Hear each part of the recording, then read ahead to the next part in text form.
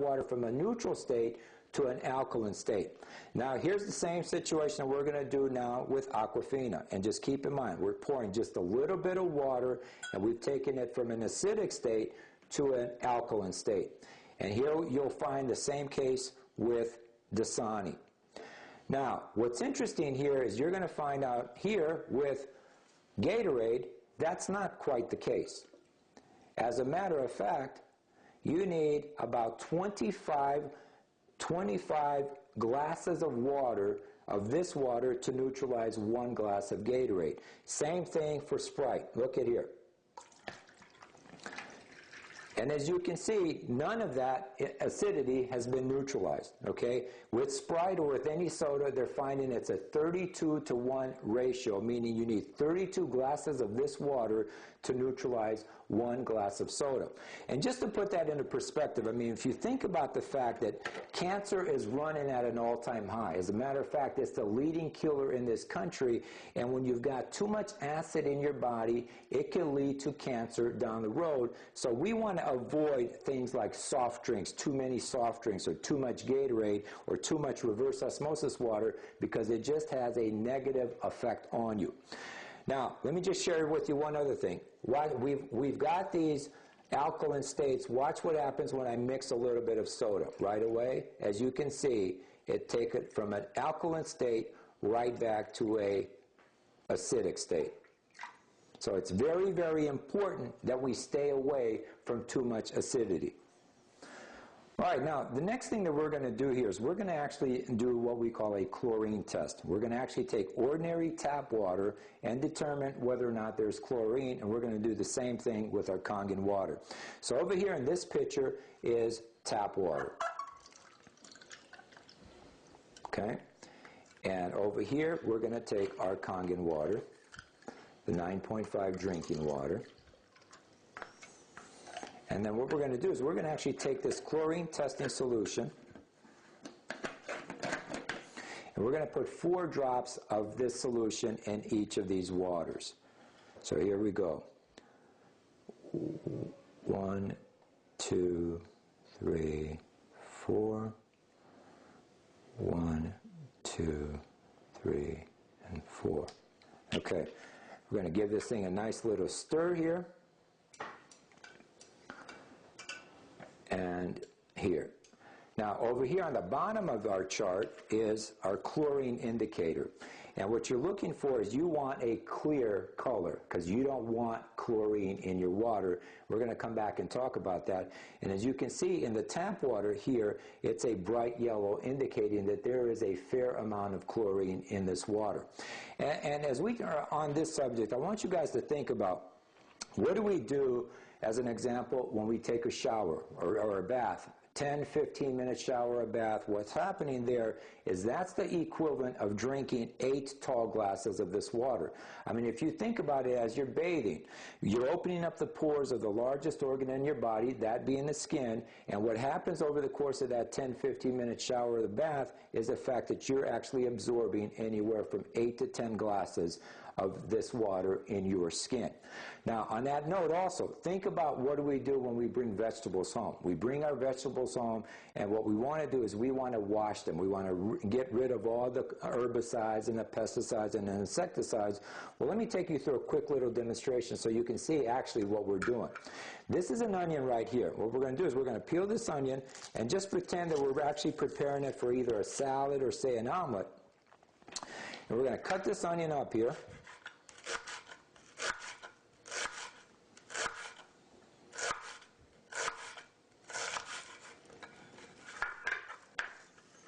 And we're going to actually put it, and keep in mind, remember the color of this water. Remember that yellow color.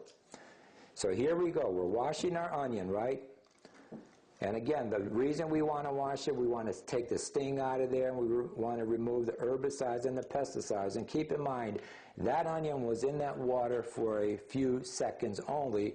Now watch what happens here. Remember that yellow color?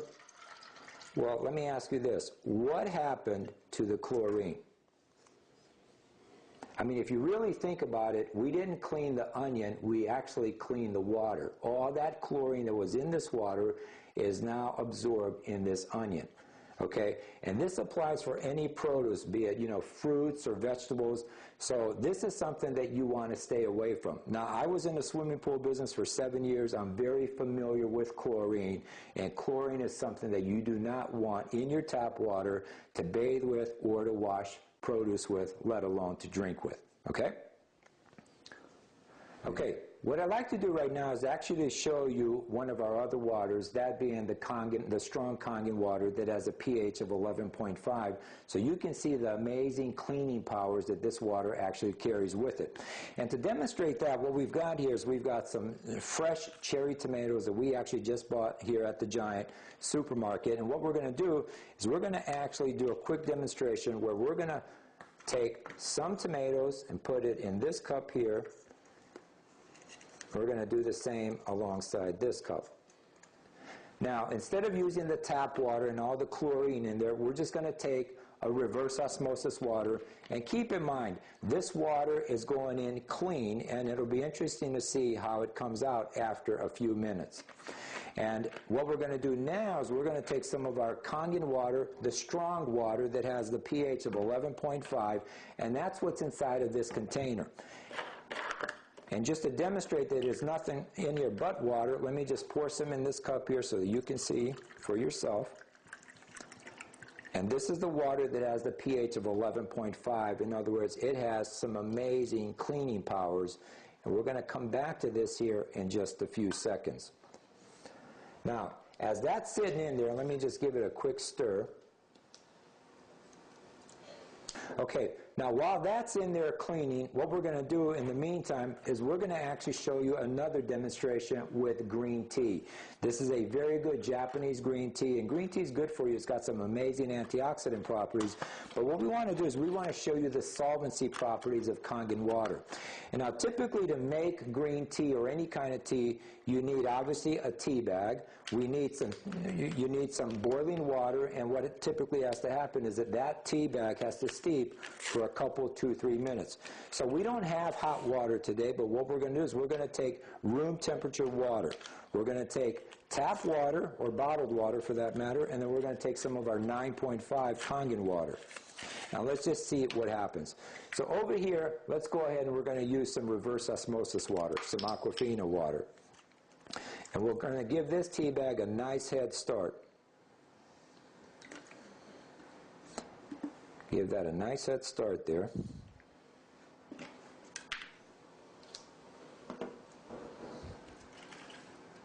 Now alongside of that tea bag is also another cup, and except here we're going to pour the Kangen water, the 9.5, and this is the water that you're going to drink.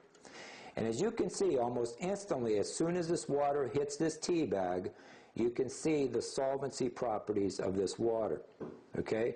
Not only, does it turn a dark color here, but you actually can taste the green tea. And what's remarkable here is off of one tea bag, we can actually make as many as 8 to 10 cups of tea off of one tea bag. Also, this brings to mind the solvency properties of the water. As I talked to you about the machine earlier, we mentioned the fact that if you're taking medications, you don't want to take your medications with this water because it has the ability to get those medications into your bloodstream much quicker. So you'd want to refrain from that water and take your medications with clean water. However, if you're taking nutritional supplements, you definitely want to take your nutritional supplements with this water because it has the tendency to get those nutritional products into your bloodstream and into your system much faster. In other words, it's going to make it much more bioavailable, so you're going to get much more benefit from your nutritional supplements. Okay?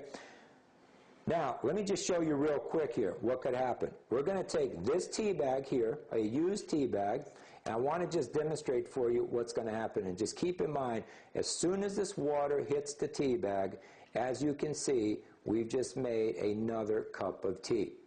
Now, back home, what we do is we take one tea bag, we put it in a carafe with about a quart's worth of water, and we can make tea all day long off of one tea bag. Now, let me just take you through it one more time, and I think you'll get the point here.